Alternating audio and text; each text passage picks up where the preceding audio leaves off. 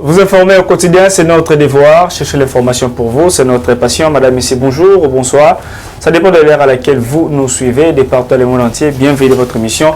Basango ya Congo, évêque patriotique. Nalinga Imoto Mukolmo Alelo, Boye Bolamou, au début de la semaine à tous et à toutes. Je suis avec Trésor Lumbu, moi na ya Masimanimba ya Tongo Tongo, moi na Idiofa, ya Tongo Tongo, moi na Grabandundu ya Tongo Tongo, moi na Maïndombe, donc ya Simba Bandundu, on a nous sur ba communicateur au Yangambo ya Bandundu, donc on a Trésor Lumbu dit Abbé Chole, Moutena Boye Bolamou, et puis bienvenue, bon retour à Kinshasa. Merci beaucoup Ndeko Armand, merci beaucoup na staff technique ya Basango Congo. Pourquoi pas na boss na biso en direct à Londres, peut-être à Kamoyal Bineni mwana mboka Trésor Lumbu Legate moi ba déplacement pour la mobilisation à partir à la prochaine to luka moyen partenariat moko isalimana journaliste moko na cameraman moko pa Basango Congo parce que les chaîne oh ya liboso to banda ko zota ne fils que $5 il faut ça reconnaître ça nango.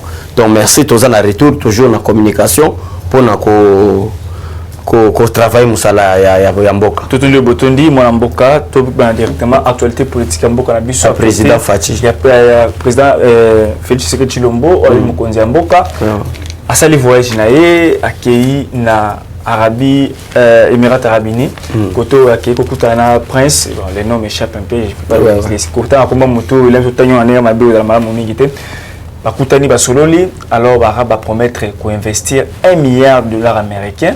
Et puis les lots déjà, bah pesi 30 camions blindés pour emboîter les sièges malobombo kawayo. Ouais merci. Wana iza ba bengo diplomatie agissante. Ba yebi diplomatie agissante tele wala ba fayulu.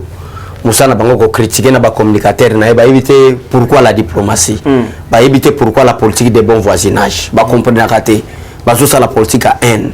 Alors président Félix Tshisekedi azotali sabato c'est quoi la politique? De Taraka Congo comme ti na ba Émirats Arabes. Congo comme gotambola partout. Wani za ba benga ngona français la diplomatie agissante de Fachi Beton. Ndeko nanga Armand mboka au Congo.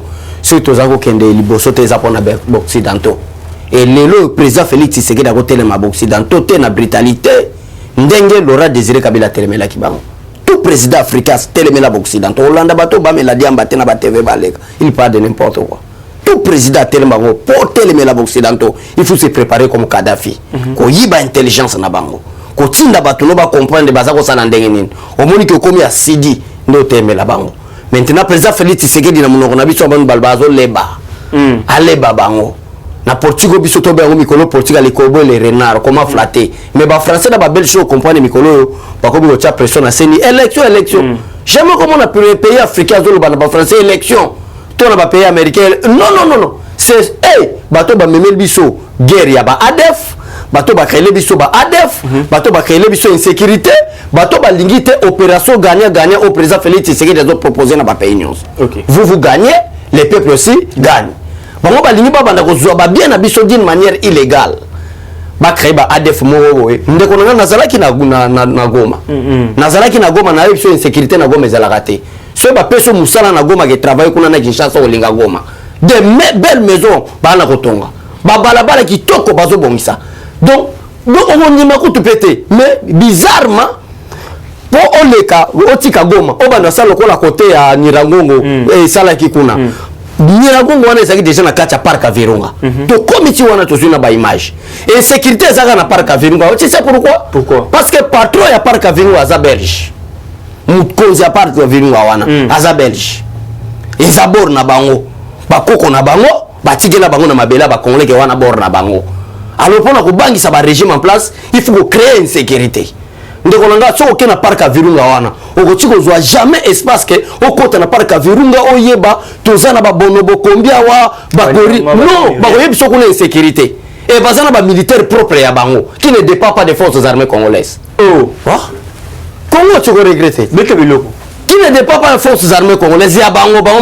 Ce qui l'État bandi ko taba manœuvre non, il faut te contrôler. Toi, par contre, sécurité ba bombi bato. Bakar les incendiés. Nous sommes les abanais, ce sont des Français et les Belges. Bangonde balingi bolam a pays africain. Alors président Félix Tshisekedi a kokene na diplomatie agissante. Pays ezamalamu ezala Chine. Ezala Arabie Saoudite. Oh nous sommes moni kaza bon, toko kende na bango opération gagnant. tokei to tonga mboka na biso to avancer mais à un moment donné bato bakozonga bakofukama bakolela ndeko moko awa kombo na ye Seth Kikuni ne soko yebi ndeko Seth Kikuni nayokaka ye me nayebi ete oyoka Seth Kikuni oyebi ete nayebi ete Seth Kikuni a sali déclaration moko awa biboye lorsqu'un politique se déplace pour aller chercher les investisseurs ou des partenaires, il prend avec lui une forte délégation des chefs d'entreprise des secteurs visés de son propre pays. Chez nous, on se déplace avec la famille et conseillers amis qui vous prendra au sérieux. On a une maladie mentale. Donc quelqu'un aime ta bandit début à maladie mentale, il faut que ça déclaration. Donc il a pour affaire à pétrole, le monde a dit Boudimbo. Tu dis Boudimbo, de quoi président Félix Tshisekedi, baza famille moko. Na Congo batamayele bazate yo mona déjà batamayele na Congo baleki na TV bazu compromis bayokani chacun vit avec son expertise baza mayele te cette qui connaît mayele te na tangi ko mona mayele te Didier Boudimbo to keneki ko négocier makamba pétrole qui est Didier Boudimbo balinga bazwana moi si ya ye cette qui connaît to likango nayi ba meme kuna il faut nous partenaire ça c'est la bassesse bato ko taka bango te bayaki bakenda ko yekola ndeni ko kosa peuple congolais to fongoli misut bato ko ba cette qui connaît bato bima ba député atana mbokote entreprise ne veut fanda muyibi ngana lobi clé fanda le côté et le côté donc ndeko nanga kolanda bato wana te ndeko nanga arma baza ce sont des aventuriers ba komisa ki cop Congo cop na bango place ko kosa peuple congolais ozona na ndeko nanga siko biso toza vigilant toza na pona ko éclaircir peuple congolais Félix Tshisekedi akenda osala nini na Abu Dhabi tunaye il faut tuna ba cette que kuniwana ce sont des escrocs politiques mon frère il faut ko yebisa ka bango des aventuriers politiques un candidat président ah papa tika azo imo postuler wapi eza bato mo bia ba européen bazo benga tika entrepreneuriat na osala ngo ateka na mboka papa qu'est-ce qu'il fait ici au Congo na ba congolais entreprise musuki ba bilamba suki ah tika papa c'est tika ba comédie wana ndeko ngara voilà est-ce que ya yebi mission président kenda ko luka kona insécurité yo mona déjà moi ba ventiler attendez moi tu ba ventiler ba bima lelo ke biso lelo to comme ça ba déclaration politique en dehors il dépêche qui oserait côté de la Kabila tozayo za journal d'investigation no ba na caméra ce sont des aventuriers ils profitent de la démocratie parce que son Félix quand c'est mutoka fa muto fatake lukaba abaki wana ke na prison na osalelo ba ça la président Félix Tshisekedi ba ko kanga président Félix Tshisekedi parce que na on opposa escroc politique azana boloko ndeba kanga président ende kona on ça vraiment sire non il profite parce que ba comprendre que mutu oyo abundé l'état de droit abondé la démocratie or que bazo poste na que ça fait 37 ans de l'opposition to yebi ni on fragiliser pouvoir à place est-ce que un peuple qui est conscient peuple vraiment conscient azana social mboka nae akolanda ba déclaration mutu Adolphe Muzito mutu vraiment le Adolphe Muzito donc mutu azama yele conscient Adolphe Muzito le belanda c'est que vous êtes maudit nazolo bela makamba solo mo Jésus de qui quitte azuka hotel na tongi qui quitte mutu akufa lelo ba kunde lobi même morgue za la raté mais il fait premier ministre na mboka 4 ans 5 ans pour Antoine Gizenga na yeti 5 ans mais qui quitte za na morgue te mais la classification ba ville de konanga Armand Maniema place ya Kindu ezalaki dernière ville ezalaki ville ezalaki na beauté ko la même qui quitte te mais le Maniema le qui pourquoi parce que atabo fini na bino matata ponyo mais il a construit abonsi batamayela makasi babima kana bandundu et chaque gouvernement depuis régime papa Mobutu ti lelo bato bandundu ki papa fonction makasi mais mboka zonga kasima oso comprendre de konanga qui quitte zonga kasima ende mona Kasai oso na ndeko nanga Kasai on peut comprendre parce que Mobutu depuis 32 ans naé qui se queda bandi côté mais ça se comprend qu'à un moment donné peut azalaki ko sala makamuso nanko wana photo la vérité nataka kabila au moins que no nazo yebisa na uchi mbuji mai accompagner le ministre Tony Mwaba pour la rentrée scolaire na kena kuta na directeur général à Miba na koti na Miba eza na mikata Miba eza na entreprise mususu mpanzi ba benga soki sasem soki sasim na kata Miba créé par Joseph Kabila et soki le Miba ekoya parce que Miba a soutenu entrée à Afdel po baya na Kinshasa dès que Afdel a continué à bouger mai bango bazako bimisa mo na bango peut te ba soutenir Afdel a komati aw na Kinshasa peut te bele bazaka informer te ngana kuta na directeur général Mibabo to solo li pena na ko tel solo ko mo de ko na Armand DG ya Miba alobi l'état bazo bonde la l'état sunga bango te mais l'état a pesa bango mbongo na ya Miba o l'état garda 52 millions de dollars. Et ça te que ba rebonde la l'état grâce na bango o l'état za 52 millions alors pour nous détruire les Congolais parce que l'entreprise nous a créé à Joseph Kabila et ça n'est pas ça la transco et ça pour nous bombarder on a trace parce que bateau va n'importe quoi des peuples congolais il faut que nous peut qu'on tient au cas sur le ça va personnel bon bâti c'est fan d'accord on a bon commissaire à ta société publique mais bah on ça ne va pas comprendre quand qui va sortir qu'on a pas déclaration on a té parce que nous intérêt peuple congolais moi ambassadeur moko bazana gombe kuna so bamone ba pesa bimipe pa uti yo mona ya tete sera so la ambassadeur nasi bazako yana 10e riona yo mona déjà tete sera wana mutu wageluka ambassadeur ba Louis Michel bazako yana limité wana ako kene mo ambassade mo ya Irlande ba yambie kuna abimia sa ga déclaration kwa un politicien quoi c'est le côté toto mon frère Alex Satana ba ona ba déclaration ezanga tino merci beaucoup Abechole awa ndenge tozo 30 auto blindés pour aussi c'est insécurité à est. Est-ce qu'il y a ça capable de informer peuple congolais qui n'a rien Kabila tozalaki na embargo? Est-ce que Tata 7 qui kuna kenda ko plaider kuna po balo bake embargo ane longwa? Ende ko arma. Déjà yango déjà dans téléphone de watine déjà donc. Tika ka ba biko na ka déjà avion ba doa les choses là mona déjà. Mais nazo lo bati il faut expliquer à tout déjà Tata na intention ba toi. Non, il ne faut pas qu'on décrète état de siège hors sa constitution conformément à l'article 85.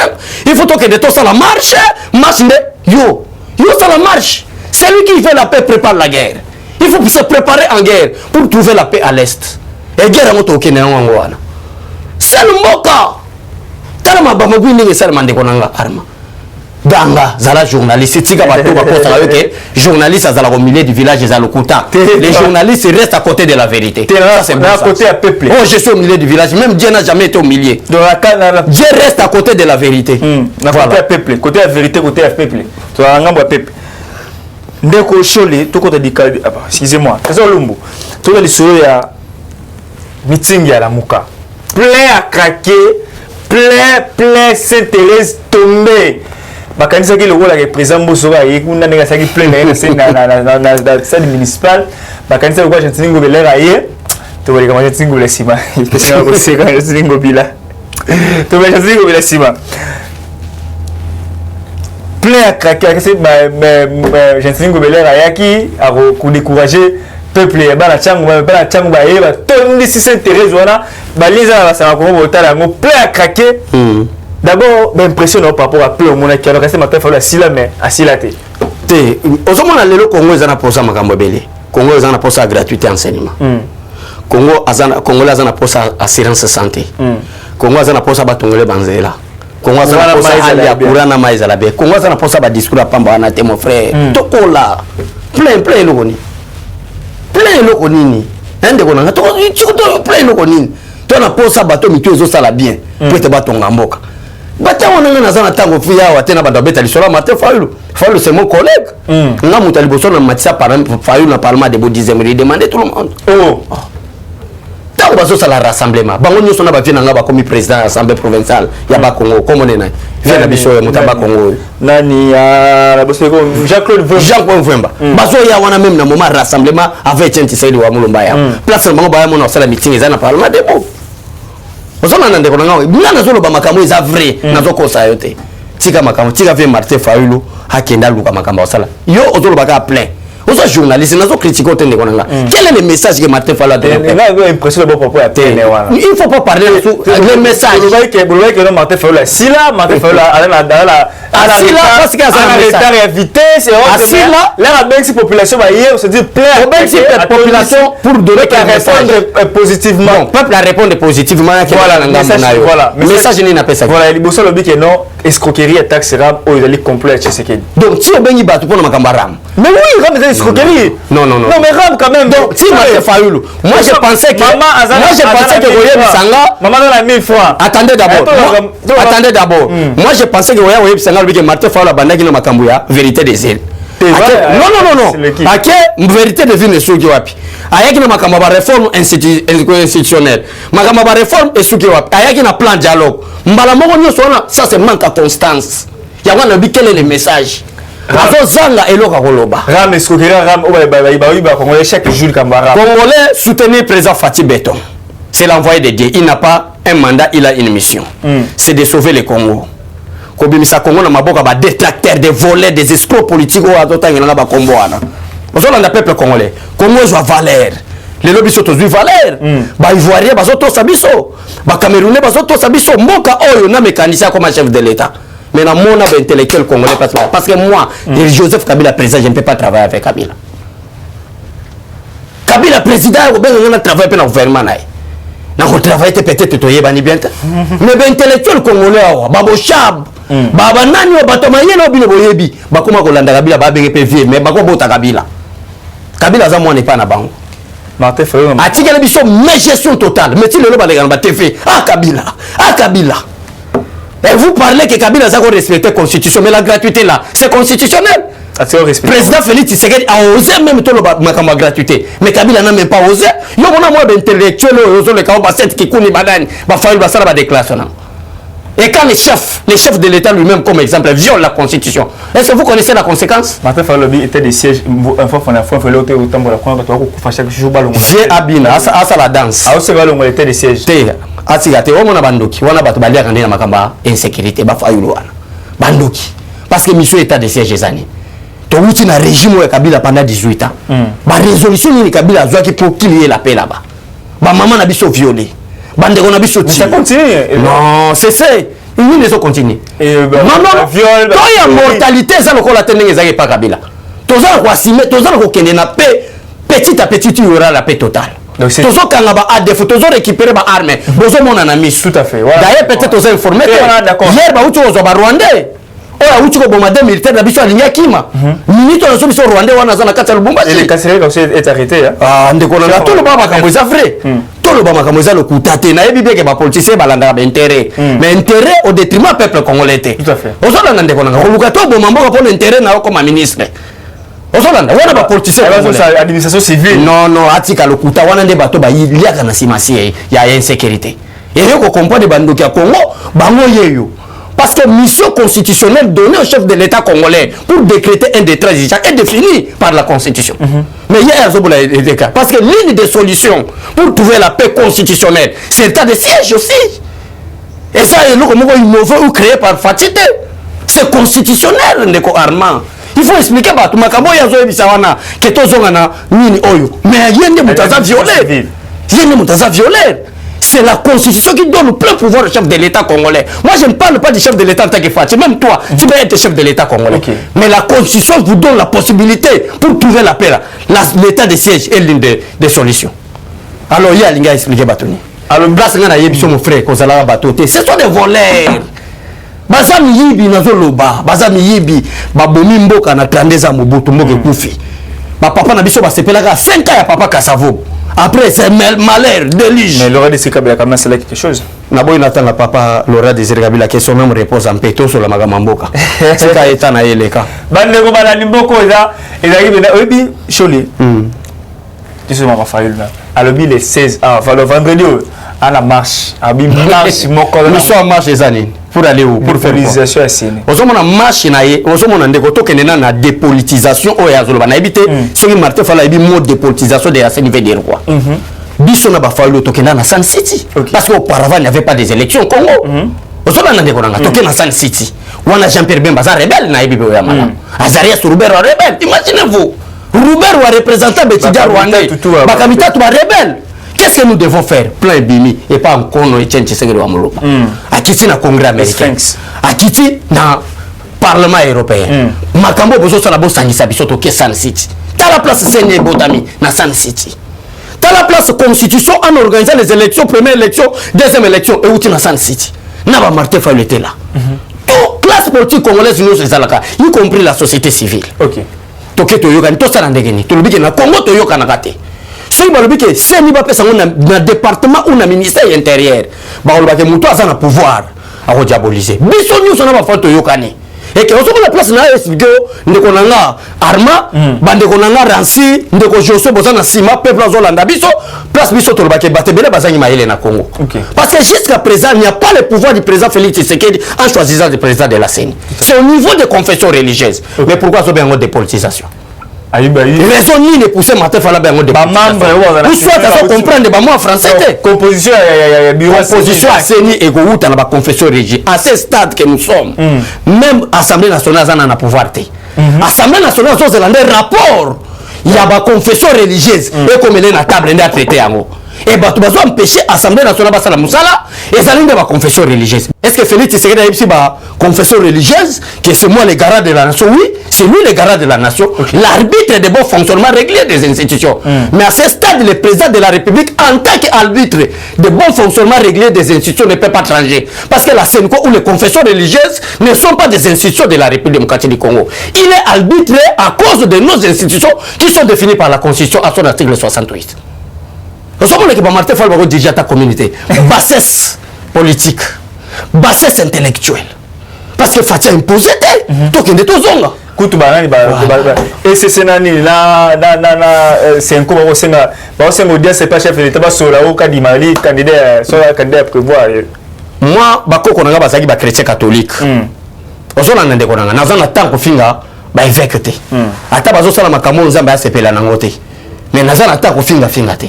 Et aujourd'hui Congo zonga c'est ma cause à la confession religieuse. Nazona ba catholique te kanini. Lelo bana na biso ba beba. Des jeunes sont de fainéants parce qu'on les prêche la foi. Sans que le non, avec Dieu à la foi. Non, la foi n'existe qu'au Congo. Non. Nzamba lobby, c'est lui qui ne travaille pas, ne mange pas.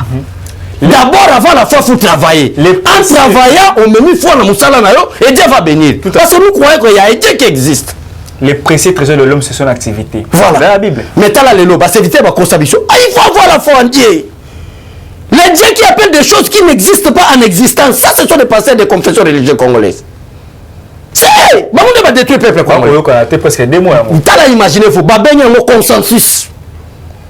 En attendant, c'est eux qui nous prêchent l'amour. Vous comprenez un peu? On va prêcher moi. Quel est leurs intérêts au centre là? Au bazo yokanate. Il y a une place de l'église catholique, ce n'est pas une église. C'est un parti politique, là c'est le coup plutôt. C'est un parti politique. Si c'est Bakengambo, deux Bakengambo. Non, en réalité, le coup là, c'est Bazangambo. Réalité avec démocratie. Réalité avec procédure et principe en tant qu'un État qui se respecte. Bago Bimsana présent, c'est non l'ambassade, non l'ambassade personne. Parce qu'ils sont majoritaires. Pourquoi tout ça, le compte il semble Eric Senga, peut-être $100 000 qu'il avait donné. Mais, il semble dans le bagati. Il semble là dans ça débat dans ça c'est la bassesse. Comment est-ce que tu fais la bataille Mikolo le quoi biso boy oui puis que âge to zanga 30 ça âge ba jeter toi Mikolo makasi mais na Congo on a que zonga sim au fond na loba dans ça la débat il semble ba $800 000 ça fait débat il semble non on a ça la débat il semble so il singa que ba 8 mbongo ndeto ça le débat avec des preuves. Merci beaucoup to évoluer par rapport à Ngo bandeko juste pour vous informer par rapport à une actualité qui vient juste mais voilà. 504 millions de dollars américains détournés dans le centre nucléaire de l'université Kinshasa. Ministre, il y a recherche scientifique. Il y a 14 ans, 504 millions de dollars américains détournés. Mongo Kabila Yibi. Si tu comme lelo, so mongo on a basangisa yango c'est ça la budget, mais le Congo est kufanza la té. Ozola nande konanga. Mais le Congo est zala kanzalate. Mais lelo na komi comprendre té bato bazotele mais président Félix Tshisekedi Tshilombo wana mais bazo betela jila lingeti maboko parce que on a confusion na Congo un opposant aboyi le président Félix Tshisekedi azo benye Tshilombo mais de l'autre côté azo betela Fatima maboko jila lingeti maboko papa Gilles Messi corruption aussi là mais jila lingeti était à l'IGF même pendant l'époque de Mobutu oui depuis longtemps ceux qui besoin que l'engagé la lingeti sikoyo c'est grâce ya sérieux. Il y a Franti Béton. IGF, Kabila Tikaki Yango. Mais c'est là qu'il faut dépendre de la ministre des Finances. Finance. C'est quoi la commission de la Ozolanda. Talande Konanga. Talamakambundenge Zalaki. Mais le président Félix Tshisekedi a non autorité contre la corruption. Mais on a Fatia za bien. Fati, est-ce qu'il se compose que c'était Fatia za bien? Si vous ne pas bilo beaucoup bilo bien, vous ne pas bon. Les Congolais ne comprennent pas Fati. Tikana, Fati ne peut pas là. Parce qu'il n'y a pas des hommes sérieux. Il n'y a pas des hommes sérieux. Même dans le tour, vous allez même dans le tour, il n'y a pas des hommes sérieux. Au Congo, nous n'avons qu'un homme, c'est Fatih Béton. Nous avons la politique hypocrisie. Nous avons constaté. Fatih a bon de arma pour l'intérêt du peuple congolais. Bateau, nous sommes là, nous avons des déclarations, nous avons ça. Il est bon. Bon. tokende na domaine la volonté peut-être oyebi histoire ya mboka te. Ah tenez. Mais peut-être na domaine excusez-moi d'abord ama tokende na volonté que peut-être abongisi te maza na volonté. Oyebi na place. Oyebi eranga na zana école primaire. Citoyen non attendez d'abord. Non abongisi te. Oyebi ka na volonté. Na volonté ko ça ça dit que voilà tokende na volonté. Et votre monde a déjà ba signé fort. Est-ce oyebi que caméra yibi même ko le président de la République. Caméra.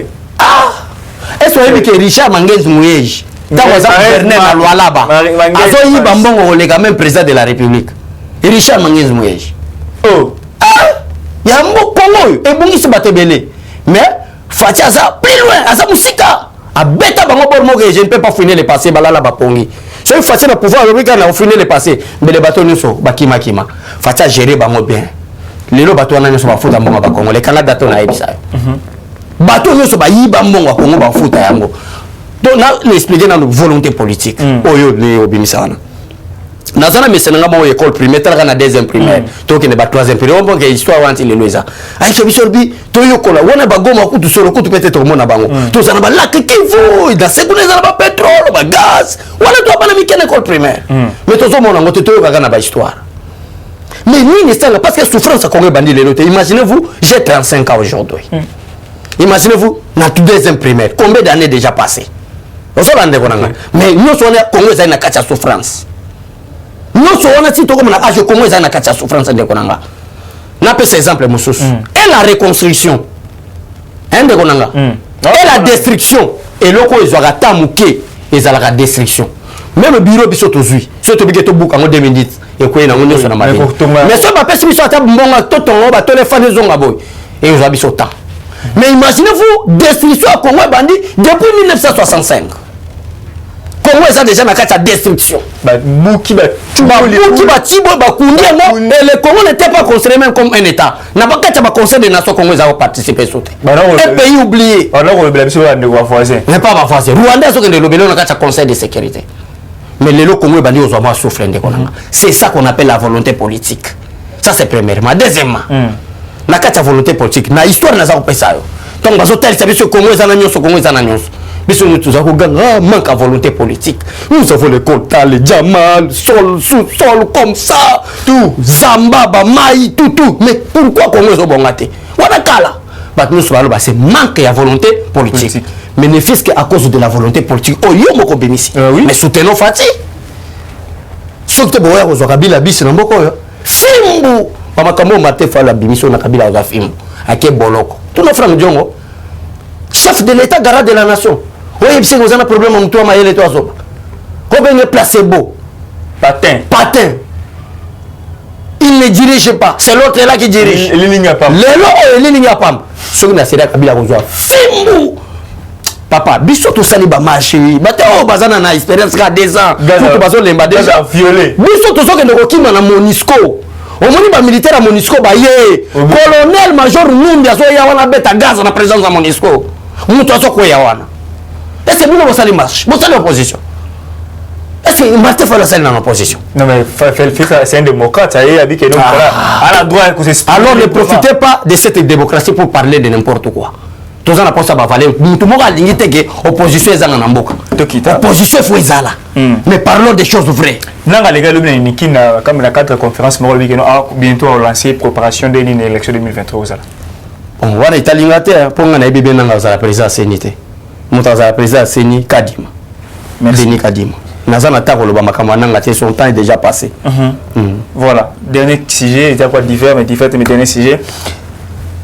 Désactivation, il y a enseignant, il y a Boboto. Félicitations à Tony Mwaba. Non, attends, c'est question. Oui, félicitations, excellence Tony Mwaba.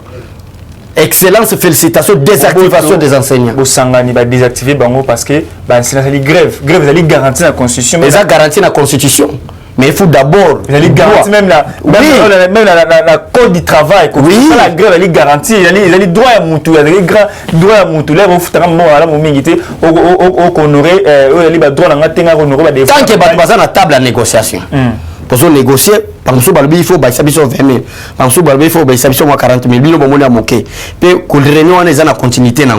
Bino mon sous boyokani nanote consensus mo bimi nanote entre bino na ba syndicaliste na ministère ya EPST. Balamo boyeboyate.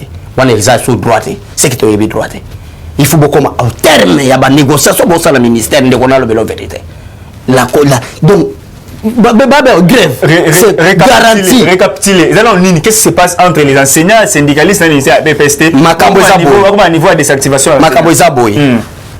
bazana ba négociation parce que bazana pour ça babakisa bango bambongo OK clair eza bango bazo futa bango te ba mususu bazo lela ke ba enseignant ba para bazongela futa oui je vous dis la vérité voilà ba mususu bazo lela ke ba enseignant ba sala nini ba parents plutôt ba bana futa parce que l'état azo komisa bango na ba salaire wana te o bango bazo exiger bango zo kala basi ba mbongo mbongo bazako zo kala n'époque Kabila en tout cas ezaki mukema kasi Fatia Bakisa premier mbongo Fatia Bakisa ba enseignant za 100,000 francs wana gotuna ana tanda muso ezana ko bakisa madé ba combien déjà ba mikolo en tout cas bazana ba $170 na ko constater tout na ba enseignant bazana ba $170 mais et pour Kabila bazako zo moins $70 ça on fait constater 45 ouais les lorsque tu as posé ton mboka ce n'est pas Félix Tshisekedi serve à travail même yo Armand en tant que journaliste d'investigation on va se poser question qu'est-ce que je dois faire pour la République et non qu'est-ce que la République peut faire pour moi et ça notion c'est qu'il va enseigner baso ba ken à table de négociation baba ndiko yoka na biso bon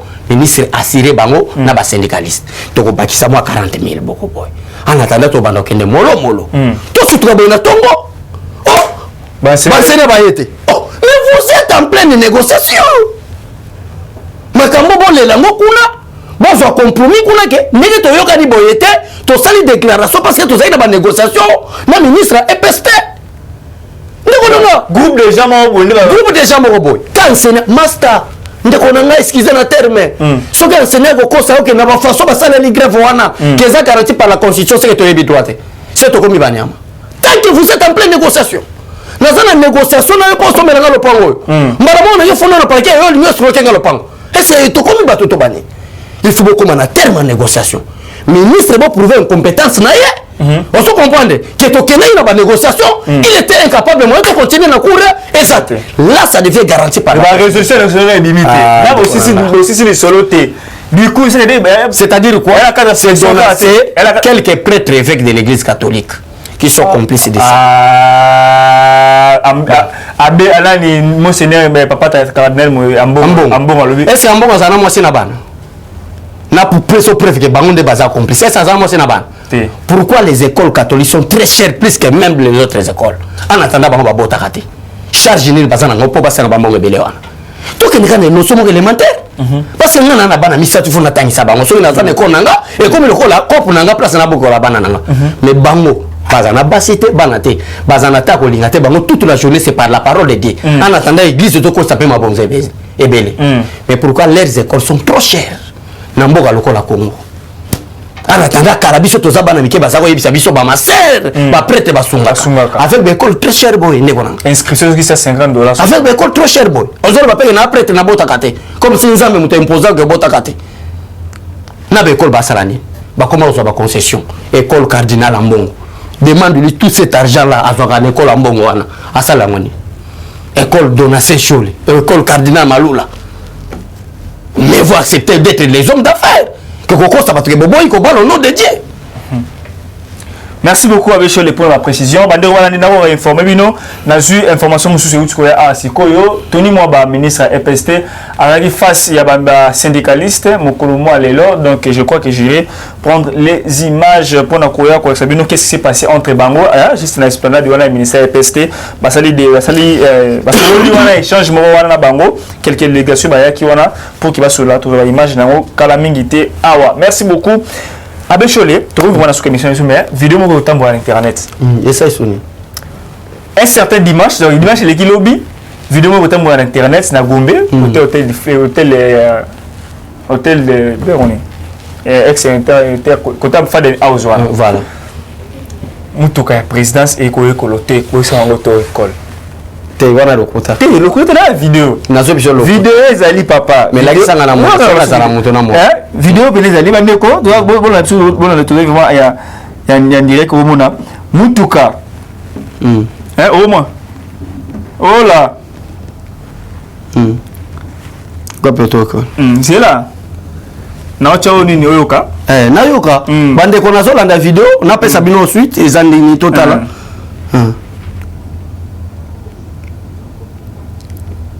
Mutuka matriculé présidence et l'auto-école. Tu es dans mon auto-école? C'est là.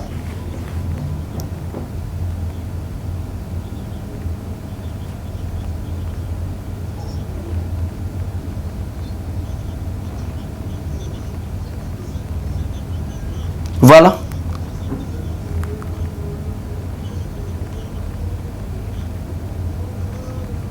Voilà. Merci. Voilà. Pour retour dans la vidéo. Ozomona ke ezana babilo ka lokuta mais moto asali eloko wana ifo lukaye pona etalisa ndeko armake nga nazala ka sincère. Tout à fait. Tshisekedi wa mulumba pesa biso sincérité ko linga mboka. Et pas Etienne Tshisekedi tribaliste ezalaka te. Tribalisme ezalaka te. Tshisekedi azako pesa avantage ebele na bato bazana province musu pona koncerner bango tous nous sommes pour les Congolais. On ne peut pas parler du Congo sans les Kassai. On ne peut pas parler du Congo non plus sans les Bandundu, les bas Congolais, Nord, Sud, Kivu, les Maniema.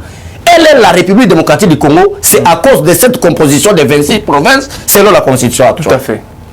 Donc, ce qui est la province Mongelongo, ce n'est plus la République démocratique du Congo. Tout à fait. Ndeti Tshisekedi até Abisso Bolingo. Yo moko mona nenge to atakaka bato. Lokola mikolo nazo regretter le ministre des Affaires étrangères. Mais bah bengi warriors. Vous en rappelez quoi voilà. Nazo regretter nazo. Tala salia bébé on est sali le fait ba diplomate pour ça va capturer et Tobo va quitter Tobo quand voilà. Naza désolé. Imagine un joueur congolais pour que ça va capturer ba kenegi le dimanche ça va capturer pour que va congolais administrativement courir à la ça la capturer.